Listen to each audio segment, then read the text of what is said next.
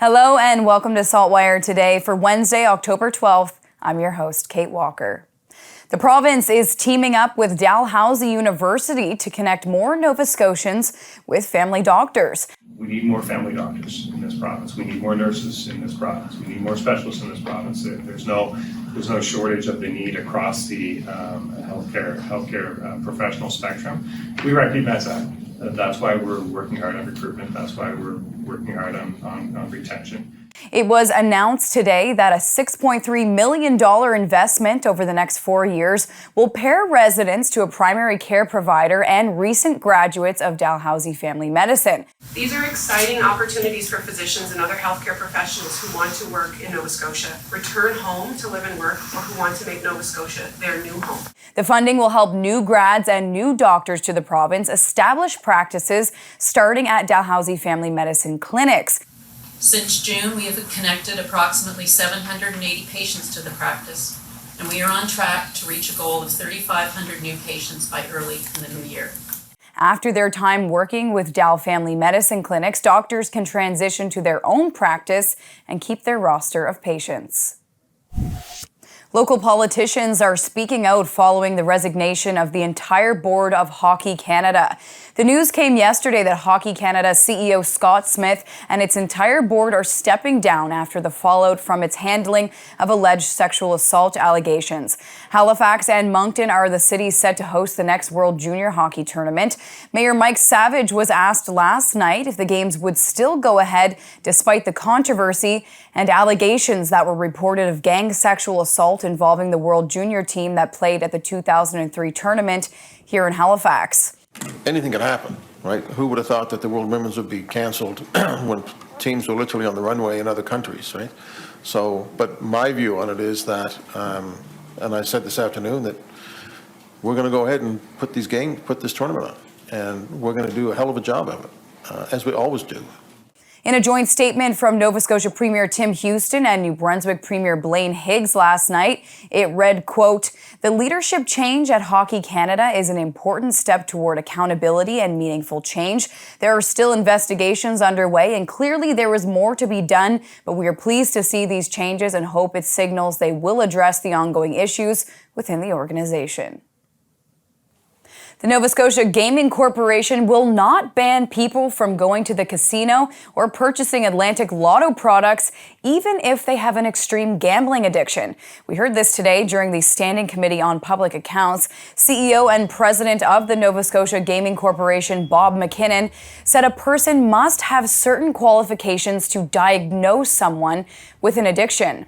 We just would not be skilled to diagnose somebody as a problem gambler or having problems with their gambling such that we would trigger a ban.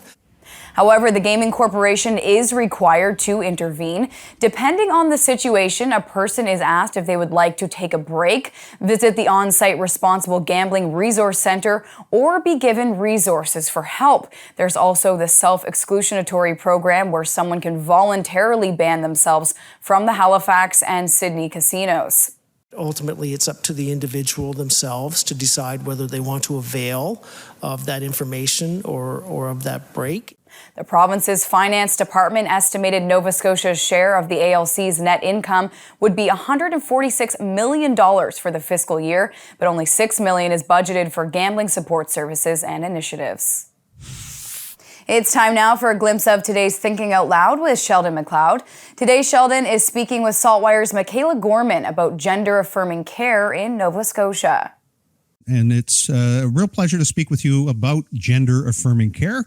What does gender-affirming care mean to you and to community? That can really mean a lot of things. For me, I am and speaking only for myself, I'm a pre-op trans femme woman. So I have not gone through, quote unquote, the surgery that many people would be thinking, oh, that's the primary thing that you're getting the care for. But it is leading up to it. So it could be as simple as that surgery. So bottom surgery is usually what it's called. It could also be aspects of top surgery for trans femme, trans masculine, non-binary people. But it's not just the surgery. It can also be access to prescription access to prescription medication that will help you throughout the process. Not everyone takes the medication, the hormone therapy, but for those who do, you have to do it for years in advance of a surgery and then years and years after. So you need access to that steady supply and financial support for it. Otherwise, it can be up to $150 a month on top of everything else. You need doctors who understand what is going on. It's not enough simply to have a family doctor in Nova Scotia, which is hard enough to come across. You need to have a family doctor who first understands what you're going through as a medical procedure and then is supportive of it. Some of them may be supportive, but have no idea what resources to draw upon, who to connect you to, or any of that. And then after all of that, you need the mental health support of it, because this is an incredibly stressful and trying thing to go through and is very stressful leading up to it. And for Sheldon's full conversation, head to the opinion section of saltwire.com. In sports, Haligonian and three-time Olympian Ellie Black and former Central Michigan star Danelle Pedrick of Saskatchewan, who trained together at the Halifax Alta Gymnastics Club, will travel to Liverpool, England later this month for the World Artistic Gymnastic Championships. Black has spent most of the past year recuperating an ailing left ankle and only returned to international competition last month in Paris. Pedrick will compete in her first World Championships. SaltWire's Glenn McDonald has that story. The Halifax Alta Gymnastics Club has long been the training base for three-time Olympian Ellie Black. 2 years ago, another national-level gymnast, former Central Michigan star Danelle Pedrick of Wilcox, Saskatchewan, joined the club to train under national team coach David Kikuchi. Later this month, Pedrick will travel with Black and Kikuchi to Liverpool, England, where she'll compete in her first World Championships. Personally, I just want to enjoy the experience. It's my first ever World Championship, so just kind of getting out there, kind of making a name for myself, just showing like a positive attitude. Learning with Ellie and going with Dave will be fun because they have so many years of experience, so that'll be helpful. And yeah, just kind of taking it one step at a time, enjoying every moment and making every second count. Pedrick said she's been leaning heavily on Black. No wonder. Black is Canada's most decorated female gymnast. The 27-year-old from Halifax made her return to international competition last month in Paris after spending most of the past year rehabbing an ailing left ankle. So prepping for Worlds, it's my first time around, so Ellie's been helping me a lot with kind of what mindset to have, what to expect. So it's been good. It's been a process, like I said, each day kind of making little improvements so that come Worlds, our team altogether is at their best. After passing the test in Paris, Black is brimming with confidence heading into Worlds. Yeah, competing in Paris again was awesome. It was great to be back on that world stage.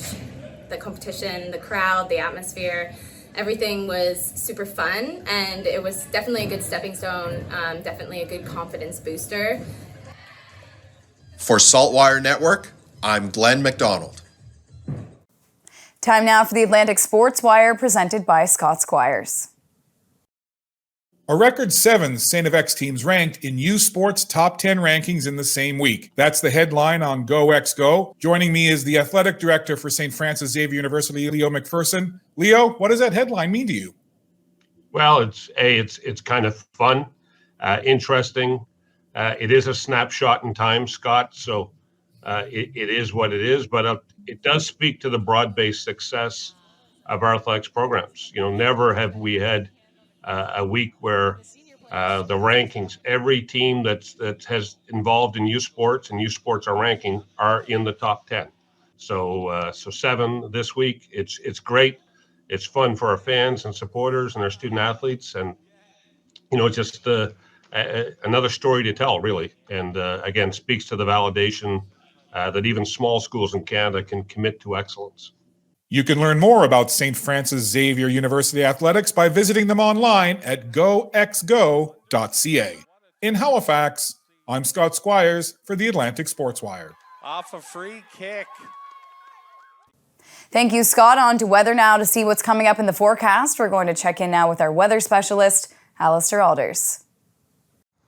Thanks, Kate. It was another beautiful fall day here in Halifax, and the temperature quite warm. We were up into the high teens, so just a beautiful day overall to get outside and enjoy this fall weather. We have more nice weather to talk about before changes do arrive. This evening it will be clear and the temperature near 12 degrees. Now as we wake up Thursday morning, likely a mainly cloudy start, and we'll have some fog patches around. We'll start the day near 10 degrees. Heading into the afternoon, a mix of sun and cloud with a high up to 18 degrees, so another warm day on the way.